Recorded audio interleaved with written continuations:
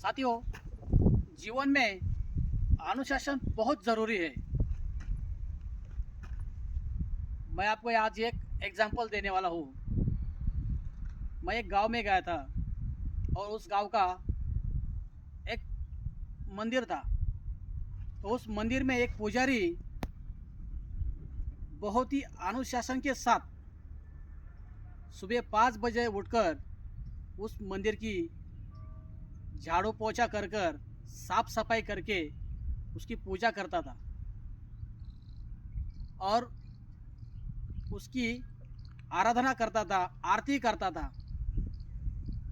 वैसे ही शाम के टाइम में वही आराधना, वही आरती, ऐसे कई महीनों तक वो अपनी पूरी अनुशासन के साथ सुबह 5 बजे से लेकर शाम तक वो अपना काम करता रहा। कोई इस काम को निहारे या ना निहारे, इसे उस पुजारी को कोई मतलब नहीं था, लेकिन वो अपना काम करते ही जा रहा था। और जब उस गांव की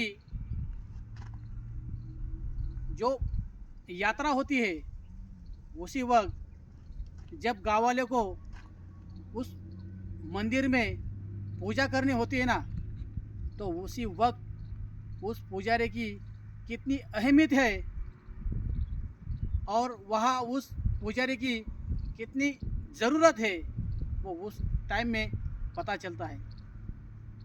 पूरा गांव सोचता है कि ये काम और कोई क्यों नहीं कर सकता, लेकिन नहीं साथियों, ये काम वही पुजारी कर सकता है जिसने सालों तक अपना अनुशासन नहीं छोड़ा। इसीलिए उस पुजारी को उस दिन सबसे ज़्यादा महत्व प्राप्त होता है। वैसे ही आपको जीवन में अगर कुछ काम करना है, कोई भी काम हो, अगर आप होटल व्यवसाय कर रहे हो, कोई बिजनेस कर रहे हो, या छोटा मोटा कोई व्यापार कर रहे हो, कुछ भी करो, लेकिन अनुशासन के साथ करना। अगर आपका कोई दुकान है,